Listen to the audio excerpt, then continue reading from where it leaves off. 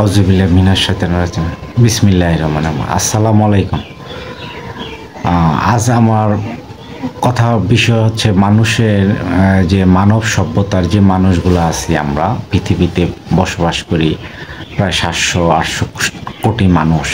এদের জীবনের যে চাহিদা, যে প্রয়োজন বোধ, যে সৃষ্টিকর্তা মানব সভ্যতাকে যে সুন্দরভাবে গড়ে দেওয়ার জন্য পৃথিবীকে বিভিন্ন ওয়েতে সাজিয়েছেন, সেখানে আমরা একটা বিচিত্র মানবিক দিক দেখতে পাই। যে আপনি যদি কখনো উন্নত লাইফ দেখেন, সেটা এক ধরনের ইউরোপে, আমেরিকাতে, ইংল্যান্ডে, ইভেন এশিয়ার কিছু দেশ, জাপান, সিঙ্গাপুর, মালয়েশিয়া, ভিয়েতনাম, তারা নতুন উদীয়মান হচ্ছে। তারপরে সেখানে হচ্ছে থাইল্যান্ড। এই যে উন্নত লাইফ, তাদের জীবনমান, জীবন চলাফেরা, কথা বলা, খাওয়া দাওয়া, তাদের জীবনের ব্যস্ততা, তাদের নগরীকে কিভাবে তিলোত্তমা করে তুলছে চাইনিজরা। তো এই যে পৃথিবী, এই পৃথিবীতে আমরা এই ছোট্ট একটা দেশ, 1,56,000 বর্গ কিলোমিটারের বাংলাদেশের মানুষ, সেখানে প্রায় 18 কোটি। তো হয়তো আদমশুমারি গণনা হইলে প্রায় সেটা প্রায় 30-এর কাছে চলে যেতে পারে, বা 25-26 এরকম হয়ে গেছে, এরকম মনে হয়। তো এটা শিওর না। তো সংখ্যা কম না, মানে জনসংখ্যা প্রচুর এখানে। এই মানুষগুলার একটা স্বপ্ন আছে, একটা ড্রিম আছে, ড্রিম। সেই স্বপ্নটা, সেই ড্রিমটা কখনো বাংলাদেশ হয় না। সেটা ড্রিম হয় আমেরিকা, হয় ড্রিম ইংল্যান্ড।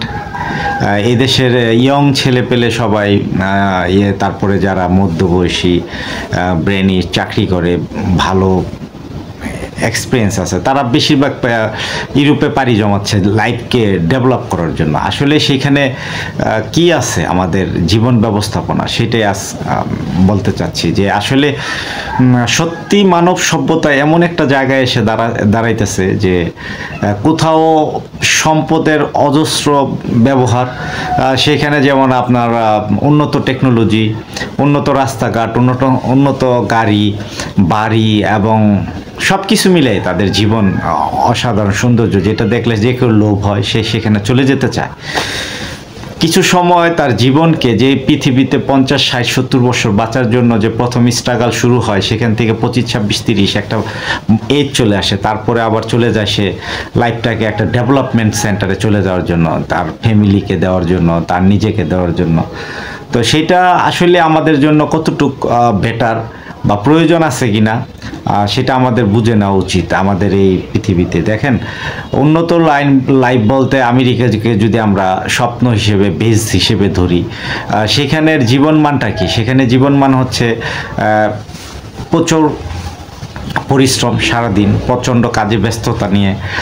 তারপরে সেখানে দেখেন কোনো মানুষ, তাদের ভিতরে পারিবারিক সম্পর্কটা আসে না। একটা ব্যক্তি, সে শুধু তার স্বামী, স্ত্রী এবং সন্তান নিয়ে থাকে। তাদের সাথে যে তাদের বাবা মা, তার যে বয়োজ্যেষ্ঠ মানব, মানে তার গোষ্ঠীর যে মানুষ থাকে, তাদেরকে তারা খুঁজে পায় না, বা তারা যার যার মতো আলাদা একটা প্লেসমেন্টে চলে যায়। তাদের ভিতরে শৃঙ্খলা বোধটা এতই যে যার নিজের কাজ নিজে করে এবং নিজেই সেই প্লেসে, সেটা হয়তো কোনো দিক দিয়ে সুন্দর মনে হইতে পারে, কিন্তু এর পিছনে নির্মম একটা ব্যবস্থাপনা আছে। নির্মম ব্যবস্থাপনা হচ্ছে, সে কখনো তার পারিবারিক মানসিক দিকগুলায় তার কথা শেয়ার করার মতো তার পরিবারের যে ছেলে মেয়ে বা বাবা মা থাকে, তারা কিন্তু নেই। কারণ তারা তার পাশে এসে যে দাঁড়াবে, কথা বলবে, তার সুখ দুঃখর, মানে মানুষ একটা রোবটের মতো হয়ে যায় ওইখানে। তাদের খাবার, যেমন আপনি জাপানের উদাহরণ যদি যান না, জাপানে গিয়ে দেখবেন সে নিজের টাকায় তার বাবা মার সাথে খাচ্ছে, কিন্তু তখন সে যখন তার টাকাটা পে করে, সে টাকাটা তার সন্তান দেয় না বা বাবা দেয় না, চার্জার টাকা সে দেয়। কারোর জন্য সে 5 মিনিট ওয়েট করে না, একটা নির্দিষ্ট টাইমে দেখা করার একটা প্লেস করে, সেখানে দেখা হয়, আবার চলে যায়। আবার কেউ তার একাকিত্ব জীবন নিয়ে, তার সঙ্গী নিয়ে জীবনযাপন করতেছে, এটা একটা জীবন হয়। তার মৃত্যু হওয়ার আগে যখন সে বৃদ্ধ হয়ে যায়, তখন সে ঘরে সম্পূর্ণ নিজের অবস্থানে থাকে, সরকার তাকে দেখভাল করে। আমাদের এই যে বাংলাদেশ, যেটা এশিয়া সাবকন্টিনেন্ট দেশে, এখানে দেখেন আমরা আমাদের বাবা মা আত্মীয় স্বজন দেখেন তাদেরকে যত বৃদ্ধ হোক, আমরা যতই গরিব হই না কেন, রিক্সা চালকও হই, দিনমজুর হই, তারপরও পিতামাতার কাছে আমরা যাই, তাদেরকে কিছু না কিছু হেল্প করার চেষ্টা করি, তাদের কথা শোনার চেষ্টা করি, তাদের সাথে ঝগড়াঝাটি হয়, ভালো মন্দ হয় এবং একটু খাবার শেয়ার করার চেষ্টা করি। কিন্তু উন্নত লাইফে কিন্তু সেটা নাই, সেটাই উন্নত লাইফ। সেখানে সে কী পায়, ধরেন সুন্দর একটা রাস্তা যেটাকে সে প্রতিদিন ট্যাক্স দিচ্ছে, খাবার উৎপাদনের জন্য বিভিন্ন প্লেস আছে সেখানে সে কাজ করে, বা কোথাও গ্রোসারিতে কাজ করে, বা সে বড় বড় মিনিস্ট্রিতে বড় বড় জায়গায় কাজ করতে পারে, অস্বাভাবিক সমস্যা না। কিন্তু সেখানে যখনই সে ফিরে আসে তার গৃহে, তখন সেখানে শুধু সে এবং তার ওয়ার্ল্ড, এবং সেখানে সবচেয়ে বেশি মানুষের স্থান বা পৃথিবীতে এখন একটা সবচেয়ে বড় অবস্থান তার হৃদয়কে এই কি বলে মানে অবস্থান নিচ্ছে, সেটা হচ্ছে মানুষের ইন্টারনেট। বা সে তার একক মানসিক অবস্থা, প্রতিটা দিন সে তার এই নেটের যে টিকটক, তারপরে ফেসবুক, ইউটিউব যা আছে সমস্ত জায়গায় সে কাজ করতেছে, অনলাইন ভিত্তিক যত কাজ আছে এটাই ব্যস্ত, সে সারাক্ষণ সেটার সাথেই বসে থাকে, যেটুকু কাজ তার জীবনে প্রয়োজন তার বাকি সময়টা। এখন উন্নত লাইফ বলতে তারা এমনভাবে জীবন সাজাইছে যে সাজানোর মাঝখানে যদি আপনি তাকায় দেখেন আমেরিকানদের বা ইউরোপিয়ানদের, তারা প্রতি বছর প্রচণ্ড কাজ করলো, যেটুকু কাজ করে তারপরে তারা সামারে ছুটিতে বিভিন্ন দেশে চলে আসে, তারা তাদের জীবনকে উপভোগ করে, শান্তি বলতে তারা এগুলোকে বুঝায়। সে ভালো লাগে না 6 মাসের জন্য সে একটা যেমন একটা জাহাজে চলে গেল, সেখানে সে দ্বীপের থেকে দ্বীপ, আরেক দেশ থেকে আরেক দেশে ভ্রমণ করতে থাকে। তো এই লাইফটা হইতে পারে খুবই সুন্দর, সেটা হইছে খুবই সুন্দর এবং মানুষের হয়তো ভালো লাগার জীবন।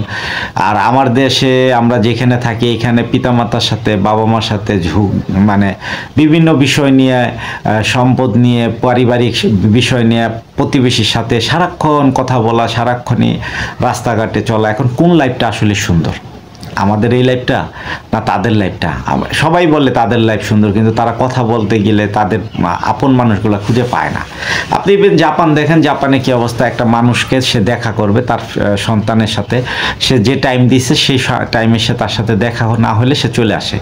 আমাদের দেশে তো আমরা এই না, আমার বাবা যদি কখনো বলে তোমার সাথে দেখা করবো, তা আমি তার জন্য যত দূর হয় সেখানে 1 দিন না 2 দিন না যত দিন লাগে তার জন্য ওয়েট করা, তার পিছনে তার সেবা করা, তার শারীরিক খোঁজ নেওয়া, খাবার দেওয়া, তার ভালো মন্দ খোঁজ নেওয়া, এবং আমাদের যে একটা মানে পারিবারিক যে বন্ধন আছে এই বন্ধনটা তাদের নাই।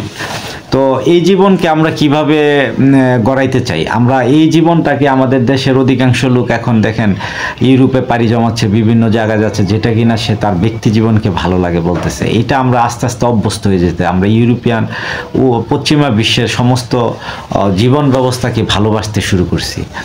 তো এটার ভালো দিক মন্দ দিক বলে তো আর শেষ করা যাবে না। মূল কথা হচ্ছে যে আমরা কি এইখানে যাব, না আমাদেরকে পিছন দিকে ফিরে আমাদের সেই প্রকৃতির সাথে, প্রকৃতি মানুষের সাথে, আমাদের যে বেঁচে থাকার যে মানুষ যারা আমাদেরকে জন্ম দিল, কথা বললাম, যাদের সাথে জীবনযাপন করার ইচ্ছে ছিল, তারা আমার বৃদ্ধ বয়সে কিছু হলে পাবে। দেখেন আপনি খেয়াল করেন, বড় বড় মডেল, বড় বড় দেশের সেলিব্রিটি যারা আছে, মন্ত্রী মিনিস্টার আছে, তাদের ছেলেমেয়েরা এখন কোথায়? তারা সকলেই কিন্তু ইউরোপ আমেরিকায় পাড়ি জমিয়ে সেখানে তাদের জীবনকে সুন্দর করার জন্য এবং উপভোগ, মানে যেটা ভোগ করতে চায় মানুষ, আসলে ভোগ করা যায় পৃথিবীতে, ধর্ম তো ওইভাবে আপনাকে দেয়নি।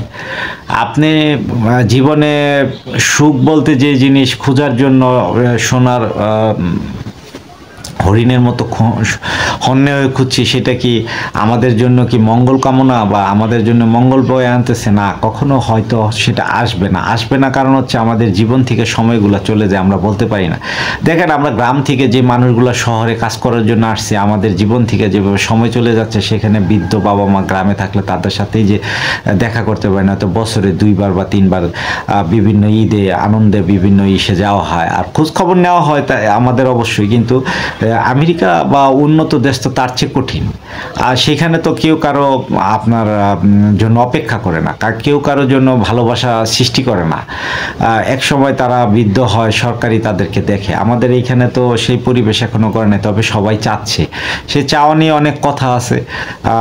আমাদের ইয়ং জেনারেশন কেন এই আমার দেশকে ভালো না বেশি ওইখানে চলে যাচ্ছে, সেটার পিছনে তো আমাদের এই দেশের পরিস্থিতি এবং ভালোবাসা সব কিছু মিলে আছে। যা অর্থনৈতিক ব্যবস্থাপনা, যেমন অর্থের ব্যাপার আছে, অর্থের ইনকামের ব্যাপার আছে, পরিবারকে সচ্ছলতা দান করা।